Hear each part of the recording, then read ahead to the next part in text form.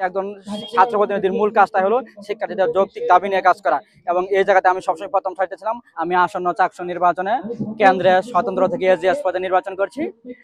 আমি এজিএস পদে নির্বাচন কেন করছি বা আমাকে শিক্ষার্থীরা কেন ভোট দেবে, তার মূল কারণ আপনারা নিশ্চয় জানেন যে আমরা চারুকলাকে ক্যাম্পাসে ফিরিয়ে আনার জন্য দীর্ঘদিন ধরে যে আন্দোলন ছিলাম, সেই আন্দোলন আমি সম্মুখ সারিতে প্রতিবাদ জানাইছি সবসময়। এবং শিক্ষার্থীদের যে যৌক্তিক দাবিগুলো আছে, আবাসন সমস্যা সহ এবং শাটলের সমস্যা, খাদ্যের সমস্যা সহ সকল যৌক্তিক আন্দোলনে, বিশেষ করে নারীদের জন্য নিরাপদ ক্যাম্পাসের আন্দোলন সহ এবং দর্শন বিরোধী আন্দোলন সহ সকল যৌক্তিক আন্দোলনে আমি মূলত সামনে সারিতে ছিলাম এবং তাদের যৌক্তিক দাবিগুলো নিয়ে আমি কাজ করছি। আমি মনে করি যে একজন ছাত্র প্রতিনিধির মূল কাজটা হলো শিক্ষার্থীদের যৌক্তিক দাবি নিয়ে কাজ করা।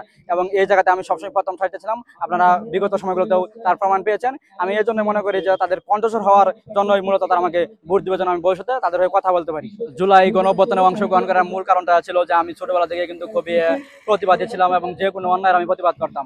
আর শুরুতে কিন্তু আপনারা জানেন যে জুলাই গণঅভ্যুত্থানে কিন্তু অংশগ্রহণ ছিল খুবই কম।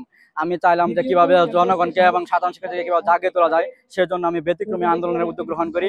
আপনারা নিশ্চয় জানেন যে স্বৈরাচার বিরোধী আন্দোলনে যে নূর হোসেন বুকে ফেটে লিখে যে প্রতিবাদ আন্দোলনে অংশ নিয়েছিল, আমি সেরকম একটি ব্যতিক্রমী প্রতিবাদে অংশ নেই এবং আমি চাইলাম যে কিভাবে শিক্ষার্থীদের মাঝে অনুপ্রেরণা জাগানো যায় এবং সবাইকে নিয়ে আন্দোলনে অংশগ্রহণ করা যায় আর কি। সেই লক্ষ্য থেকে আমি ব্যতিক্রমী আন্দোলনে অংশগ্রহণ করি এবং চট্টগ্রামের বিভিন্ন নগরীতে আমি আন্দোলনে অংশ নিই।